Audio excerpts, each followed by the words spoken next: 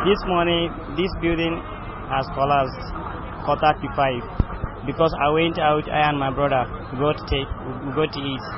So when we are coming back, he told him that he wanted to sleep. I said, please don't sleep, we are Muslim, so we have to pray first so that we can sleep. He said, okay, no problem. So he now on the television. When he on the television, this building start vibrate. So I say, please let's get out of here. Let us go out. This building is going to collapse. So he now follow me. Immediately we reach out here, we just collapsed. You know shout when you run from us. We are shouting, so there's nothing we can do about it. Immediately we came out, it just collapsed.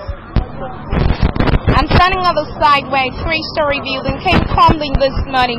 Report says 2 people have been confirmed dead. There's a hand still dangling under the debris. Maybe he's alive or dead. One cannot tell right now. It also says about 10 people have been rescued from this site. Work is still going on to evacuate more people. I know about 2 people have been confirmed dead, and about 8 people have been confirmed dead from what I heard. But what I know very well is that they rescued about 2 people. But there was a particular guy there that they were communicating with at a point. His name is Abdurrahuf, because I understand he had, cameras. He had phone with him so that they could communicate with him. But then I can't say specifically that this is the number of people that are remained in the debris there. But that's why you see the frantic effort is still going on for them to rescue, those who are still trapped there. What I can tell you is that 8 people were removed from that building, taken to the hospital, but some of them confirmed there, like I told you before. In our control room, that a building that just collapsed, specifically Jimbia Street. Immediately, the FCT police come and deploy the men on the ground. Other agency, NEMA, came in later based on what we have to tell them that something has collapsed. They should move in. They move in. The road safety corps are here. The civil defense are also here. Then other agencies from the FCDA, the development control officers, are equally here. That side, what I see is more of sand than any other thing. Anybody can see that. Yeah. More of sand and clay. Do these people get permits before starting a structure? That one is the problem of development control. I cannot comment on that one. As the engineer on site or the contractor? That is what we are thinking of, is that there should be an investigation before we can determine whether there are qualified engineers on site. Well, this is another unfortunate incident that has called for serious concern. Just yesterday, where the Red Cross, under my leadership, is trying to raise funds for things like this, because nobody knows when this kind of thing happens. It's really unfortunate. I think from what I've seen so far, I commend the quick response from the members of NEMA, Red Cross, Road Safety, and all the other organizations that have come. This is a good spot. What we need is what we are getting now. From the issue of forklift, even the way the building collapsed, the forklift might not be of much use. Mission I have now from the collating center, we have about 8 people rescued and 3 people have been brought out dead. Sniffer dogs, the DPO says there's no sniffer dog in Abuja. I said fly it in from Lagos.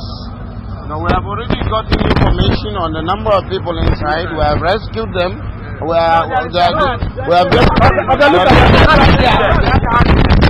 just because it has been there since we needed a forklift to lift it. You cannot. But the entrance here, about 4 have been removed. 10 were removed. 9 were removed before I left to brief council. So they were even telephoning us. I agree with you. You don't use heavy machinery for rescue because the sound of the machines may even kill the people. Exactly. And like I told the minister here, you don't move in with heavy equipment. You're not where the people are. But I'm glad you said that some people have been pulled out. But I think also we should stop now. We should stop and listen. Use the natural ear that we have and listen. Second one, we use animals that have enhanced, should I say, organs, sensory organs.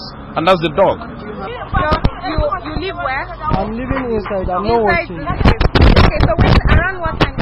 Around 4:30. 4:30 in the morning. As it's 4:30 now, you fit tell us how many people don't die? I don't know how many people died, but I know two. Two way don't die? Yeah, security wife and the son. Okay, then two of them died. They died. You know how many people remain under that place? Well, almost 50. The information I have now from the collating center, we have about 8 people rescued and 3 people have been brought out dead. Okay, so far you believe as the search goes on, more are going to be rescued? Hopefully and by the grace of God. This is the building that collapsed in the early hours of the morning, exactly Ikole Street, which is off Gimbia. An unidentified number of people are still said to be trapped underneath. Rescue operations started about 5 o'clock in the morning.